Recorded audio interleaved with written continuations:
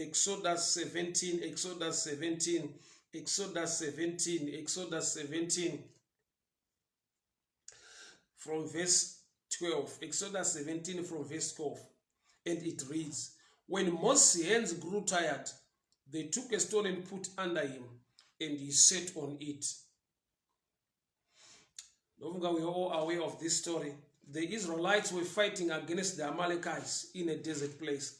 But Moses said to Joshua, I will go unto the hill and raise the staff of the Lord. So Bible wrote as long as Moses was raising his hands, Israel was winning. But there came a time when Moses' hands grew tired. When Moses' hands grew tired, they looked for a stone and put it under him, and he sat on it. Dombo rutarwa nezvaru pano rakagarirwa naMoses ndiye Jesu. Moses, he represents law. Law became tired, and they looked for grace. And when they found grace, Moses wakagara padombo. Arina Aaron ndobva varamba vakasimudza ruoko rwaMoses kusvika Joshua akunda. Havana kusimudza ruoko rwaMoses nekuti aneta bedzi, asi nyangwe anga aneta, chavakatanga kutsvaga is the rock or the stone. Rumbidzai mufambi, may the good Lord bless you.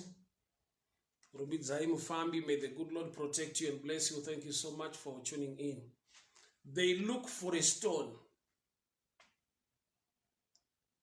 Moses ndobva agara padombo, which means he was no longer standing. He was now seated. Shoko rinoti uyai kwandiri makaneta makaremerwa, ndichakupai zororo. Kuzorora kwedu kuri muna Kristu. Zvinorema muupenyu, zvinonetesa zviriko. I don't know whom I'm talking to. Sometimes you are experiencing zvinorwadza moyo nekushungurudza, zvinorema zvekuti ukazvifunga unogona kushaya hope kana kurara. But dombo ririko. Kune dombo rinonzi Kristu Jesu. Kune dombo rekuti vakaneta vakagara pariri, they can get victory whilst vakaneta. Pane paunoshanda nesimba, pane panodimanda power. But for now, you are tired. Let's be real, guys. Zvinonetesa muupenyu zviriko. Munhu anosvika pakuneta zvekuti kunyange nekutaura anenge asisadi. Munhu anosvika pakuneta zvekuti even prayer haagone kupinda prayer. Munhu anoneta kusvika paextend yekuti he cannot do anything but just to shed tears and cry. Situations anorwadza nekunetesa muupenyu arimo. But Bible rati Moses aneta, havana kuti hazvichaita. Moses aneta, but achiziva kuti pasa pa Joshua ari kurwa nemaAmalekites. Haana kuti ndaakudzika mugomo ndaneta. Ndinofara kuti Aaron naHari vakatsvaka dombo ndokubva variwana. Zviri pachena kuti havana kukwira pamusoro pechikomo vane dombo racho, asi kuti dombo iri vakariwana riripo pamusoro. Ndinofara nekuda kwekuti handisu takamuunza kana takamutakura, but iye ndiye wakaenda panzvimbo achiziva kuti one day you will be in this place, uri munzvimbo, uchava munzvimbo ino, zvinokunetesa uchazviwana muarea ino, but iye achavapo kuti akupe kuzorora. Hama dzangu, ndinotaura pamusoro pemurume anonzi Jesu Kristu weNazareta.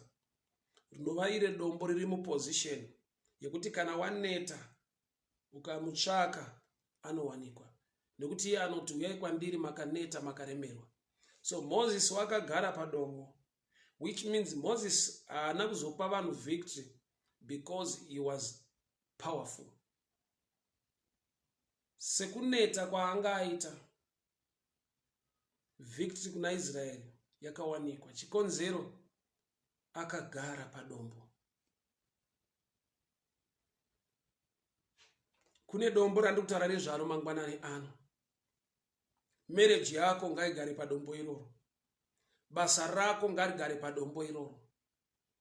maplans ako ese ngaagare pamusoro pedombo. Pane paunosvika pakuneta, human intelligence can fail you, money can fail you, relationships can fail you. But wandinoziva anogona kupa zororo kuvanhu vaneta, kwete kuzorora bedzi. But Moses akawana zviviri, akazorora akagara padombo, uye akawana victory ari padombo. Muna Kristu mune kuzorora, muna Kristu mune kukunda. When Moses' hands grew tired, they look for the stone or for the rock. Havana kunge vatakura dombo iri kuenda naro pamusoro pegomo, asi kuti pagomo pachikomo ichocho vakariwana dombo. Solution ngaiwanikwe, kwete kure newayo, but kana waenda pachikomo chinonzi prayer, waenda pachikomo chinonzi kutenda, uri pachikomo chinonzi faith, pachikomo chinonzi believing, pachikomo chinonzi trusting, may you find blessing and favor on that hill. Upenyu hwakwidza makomo, upenyu hwaenda palevel inorema inorwadza, but chandinoziva, tina Jesu unoziva kuti kana waneta, tina Jesu unoziva kuti mukuneta nemukurwadziwa, wakaneta kudaro, you will testify. Moses anakupa vanhu kukunda nokuti anga ane simba. Munga tikaverenga fedha nyaya iyi, nonzwa shoko raMwari richitaura kuna Moses kuti zvino kana paakaburuka mugomo, Mwari vakamurayira kuti anyore pasi. Okay. Verse 14. Then the Lord said to Moses, write this on a scroll as something to be remembered, and make sure that Joshua hears it, because I will completely erase the memory of Amalekites from under heaven. Mwari vakataurira Moses kuti anyore pasi, to write down a scroll. Kureva kuti incident yezvaitika pamusoro pegomo, vazhinji vanogona kuva nepfungwa yekuti aiwa Moses ane simba anga achimira kwazvo zvichiendeka. But Moses paari kunzi anyore pasi, vari muzasi megomo vaifanirwa kuziva kuti haisi nyaya yekuti Moses was so powerful, but inyaya yekuti mukuneta kwake kune dombo rawanikwa raagona kugara. Dombo rinonzi Kristu Jesu. Tine vazhinji vekuti akagara pakereke yake, akagara mukutaura kwevanhu, asi ndiri kukurudzira hama yangu mangwanani ano kugara pana Kristu. Pavakawana dombo Moses akagara, Israeli ikakunda. He was tired, but because vakawana dombo, nyaya ikagadzirika. People of God, hear me very well. Scripture yati, when Moses' hands grew tired, maoko aMoses aneta, vakatsvaka dombo. Maoko aMoses kubata kwake simba rake risisipo, vane dombo ravakatsvaka akagara pariri. Svika Israeli yakakunda. Dombo ranotaura nezvaro ndiJesu. Jesu anotaura nezvake ishoko, kugara mushoko raMwari. Why? Nokuti shoko raMwari riri designed kukupa even victory mukuneta kwako. Let the weak say I am strong. Vasina simba vakaneta ngavataure kuti ndine simba, nokuti simba redu ndiye Kristu. Simba redu inyasha dzake. Hama dzangu, zvinonetesa muupenyu zviriko. Zvinonetesa moyo wako, zvinonetesa pfungwa dzako, zvinonetesa in every area of life. Zvinorema nekukunetesa zviriko. Zvinoshaisa hope, zvinoyeredza misodzi nguva dzese zviriko. There is the rock we need to sit upon, and that rock is Jesus. That rock is the word of God. Gara pashoko rake. You need scriptures in you that will strengthen you. Une shoko rinofanirwa kuti ukapota uchirirawa uchiriverenga, ugara mariri. Mwari vakasvinirira shoko ravo, haridzokere kwavari risina kuzadzikisa chavaritumira. Mwari werugare vakuchengetei, Mwari wenyasha vakugonesei. Tigare padombo, tigare munyasha dzaMwari. Mkoma chale birimiri, may the good Lord bless you, may the good Lord protect you pakadiko pawangi. Mwari vakuwanire nyasha, Mwari vakuchengetei, Mwari vakugonesei. Bible rabuda pachena kuti nguva yese Mose yaaineta, Joshua waikundwa. But whenever he lowered his hands, the Amalekites were winning. Amadzangu pane nguva yatinogona kutoona kuti the enemy is winning against us. But end of the story, victory was settled for Israel. Pane patakaona muvengi achita sekunge awina abudirira. But the fight was not over. The fight was not over. As pane a period, pane a time, yanzine shoko. Moses akadzikisa roko, the Amalekites were winning. But haisi completely victory against Israel. Pane ka period neka time, kekuti the Amalekites were winning. I need to talk to somebody.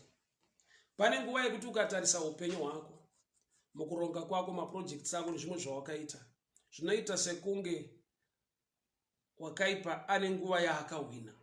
Kana kuti izvezvi uri kuto experience loss, uri kuona the victory ye enemy against your life. There was a time when the Amalekites were winning, but the battle was not yet over. Although they were winning at a certain period of time, but the end of the story, total victory for Israel. Tiri kunamata Mwari unopa kukunda. Tiri kunamata Mwari, the God of restoration. Va Amalekite vane nguva yavakaita sekunge vari kuwina against Moses, against the Israelites. But the end of the story, there was total victory ku Israel. Pane nguva yekuti the enemy, kana kuti is the time you are to experience now, loss. He is the God of restoration. He is the God of restoration. Maoko a Moses aiti kana aita aneta, the Amalekites were winning. But the win yema Amalekites yanga isiri yekuti vakabva vatovhina zvachose nekuti Moses aneta. Asi pakatsvaka dombo, Moses akaneta kudaro, the story changed. Nekuti awanirwa dombo rekugara, Israel ndokubva yava ne total victory against the Amalekites. Although parekodwa pakataura kuti there was a time yekuti the Amalekites were winning. So don't get discouraged. Kuti muvengi wako aneta sekunga awina, muvengi wako aneta sekunga abudirira against you. I've come to tell you this. Nyaya isati yapera. It's not over until it's over. It's not over until it's over.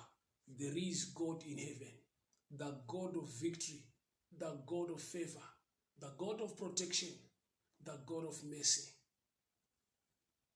Mwari ngavakurangarire mudikani. Kukunda kwese kwaita sekunge uri kuitika against your life, may the Lord turn the tables. For he is the God of restoration. He is the God of victory. He is the God of favor. Baba ndinonamata mangwanani ano. Vana venyu varangarirwe nemi. Mune zvavanobata nezvavanoronga muupenyu.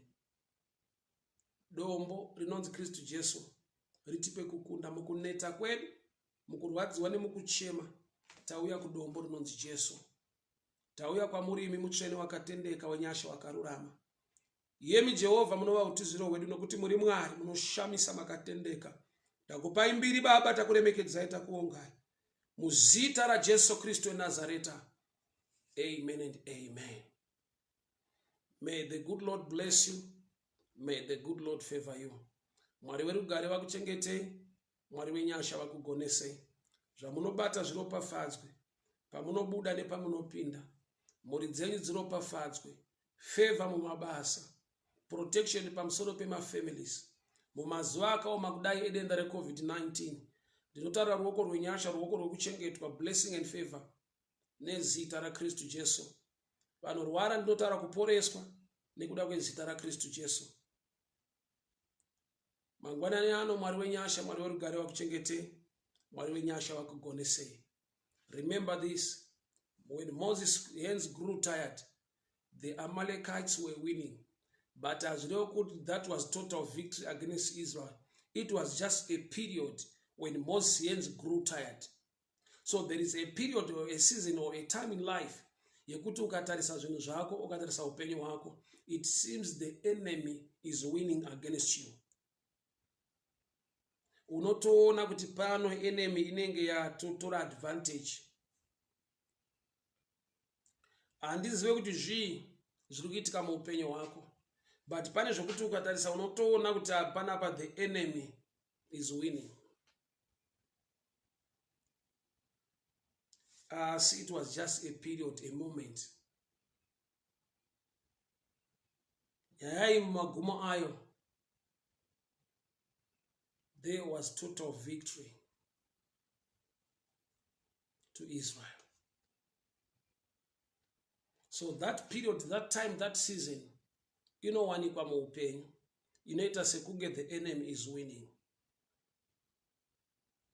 Simungari wekukunda, the God of victory, waununamata waunotenda mari, muzita ra Jesu Kristu Nazareta. May victory be your portion. Mwari ngaakupe kufara nekusekerera at last. Cynthia Kamanga, Mulungu akudariseni zikomo kwambiri. I'm so happy to see you online. Mwari wakuitire nyasha. May the good Lord bless you. May the good Lord favor you. Mwari wakuitire nyasha. Skuru Jane Gumbura, may the good Lord bless you. Rombidzai Mufambi, may the good Lord favor you. Baba Robert Chiwara, may the blessing and the favor of the Lord be upon your life in the mighty name of Jesus. Mwari wakuchengetei, Mwari wakugonesei, Mwari wakuwanire nyasha. Gladys Maposa, may the good Lord bless you. Mwari wakuitire nyasha ikoko Australia. Woman of God Maya Irwadzi, may the good Lord favor you. May the good Lord protect you. Bright Madzinga, Mwari wakuitire nyasha, Mwari wakuchengetei. Mukoma Chalibiri Miri, may the good Lord bless you. May the good Lord protect you. May the favor of the Lord speak over your life in the mighty name of Jesus. Maimurwira Nyamunda, Mwari werugare wakuchengetei, Mwari wenyasha wakugonesei. Ndataura favor, ndataura victory, ndataura restoration. My Sandra Guja, may the good Lord bless you. May the favor of the Lord be upon your life in the mighty name of Jesus. Mangwanani anu Mwari ngavakuitire nyasha. Mangwanani anu Mwari ngavakuchengetei. Mangwanani anu Mwari ngavakurwirei. Mangwanani anu Mwari ngavakuzarirei masuo. Mukuneta kwenyu Mwari ngavaririse victory pamusoro peupenyu hwenyu. Sister Irene, may the good Lord bless you. May the good Lord favor you. May the blessing and the favor of the Lord be upon your life. Remember, Moses' hands grew tired. Vakatsvaka dombo rekuti agare. And there was total victory to Joshua and the Israelites.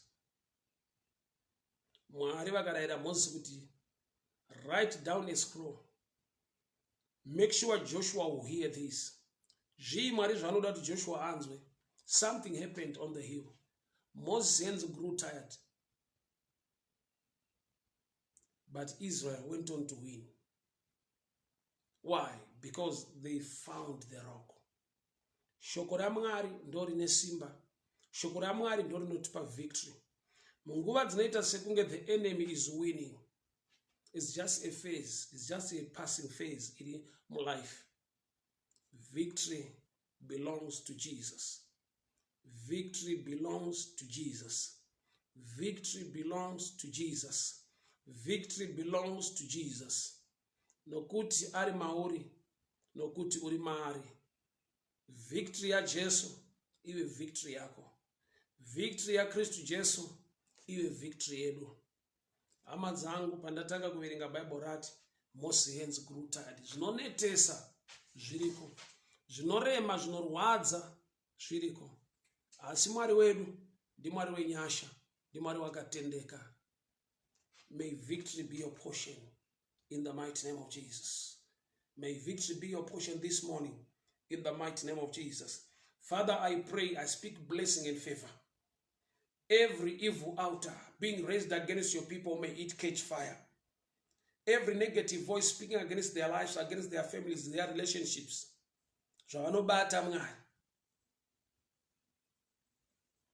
that negative voice to be silenced in the name of Jesus. I curse every evil plan. Ndinotuka nekuraira uronga wese wakaipa unosimudzwa newakaipa against your children.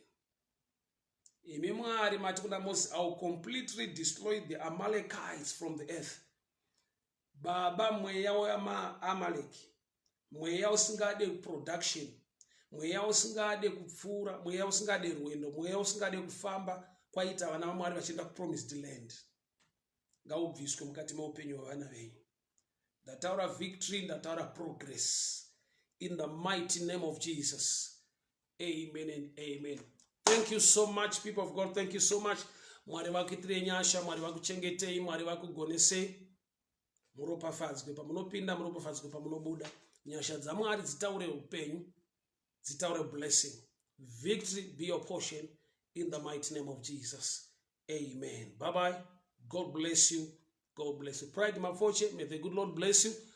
May the good Lord favor